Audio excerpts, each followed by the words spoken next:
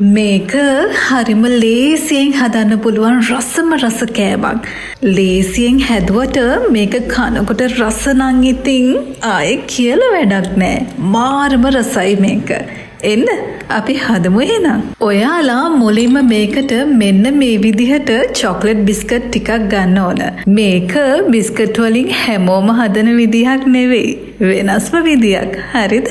මට නම් ඉතින් දැනට රසම මැලිබන් චොක්ලට් එක තමයි. ඔයාලටත් එහෙමද? නැත්නම් වෙන එකක් තියෙනවා නම් කියන්නකෝ. හරි. දැන් අපි මේ චොක්ලට් බිස්කට් එකකින් ක්‍රීම් ටික වෙන් කරගන්න ඕන. ක්‍රීම් ටික වෙනම එකකටයි බිස්කට් ටික වෙනම එකකටයි දාගන්න ඕන. ඊළඟට අපි වෙන් කරගත්ත බිස්කට් ටික ග්‍රයින්ඩ් කරගන්න ඕන. ග්‍රයින්ඩ් එකට දාලා හොඳට ග්‍රයින්ඩ් කරගන්න.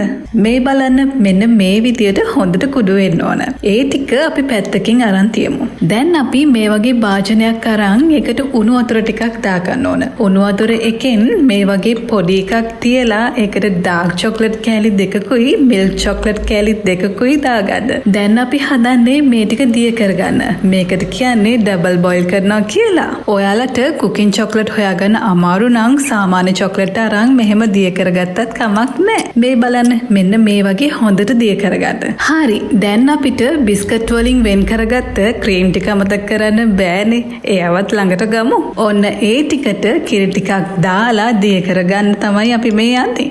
මේ බලන්න ඒකත් මෙන්න මේ වගේ හොඳට දිය කරගන්න ඕන. දැන් තමයි අපේ වැඩේ පටන් ගන්නෙ. මේ වගේ කප් එකක් අරන් ඒකට මුලින්ම අපි කුඩු කරගත්ත බිස්කට් දාගන්න ඕන. මෙතනදී අපි දාන්නේ අපි කුඩු කරගත්ත බිස්කට් වලින් භාගයක් විතරයි. මේ බලන්න මෙන්න මේ වගේ දාගන්න. ඊට පස්සේ ඒ ටික ටිකක් මෙහෙම තද කරගන්න.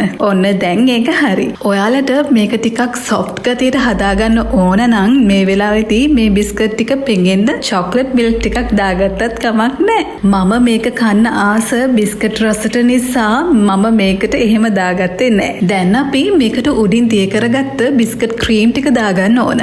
මේ බලන්න මෙන්න මේ වගේ.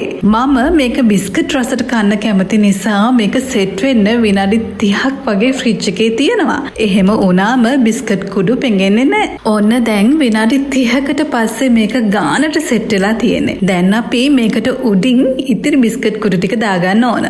ඒ ටික මෙහෙම ටිකක් සෙට් කරගන්න. මේ වෙලාවේදී ඔයාලට ඕන නම් මේකට චොක්ලට් මිල්ක් ටිකක් දාගන්නත් පුළුවන්. ඔන්න දැන් තමයි අපි මේකට අපි ඩබල් බොයිල් කරගත්ත චොක්ලට් ටික දාගන්නේ. කොහොමද ඉතින් මේක සෙට් වෙලා එනකොට?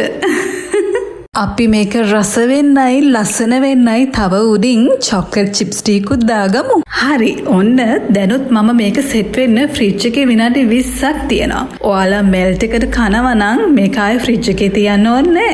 ඔන්න දැන් අපේ රසම රස ඩෙසර්ට් එක හරි. තවත් ඉතින් ඉවසන් ඉන්නේ කොහොමද මෙයා?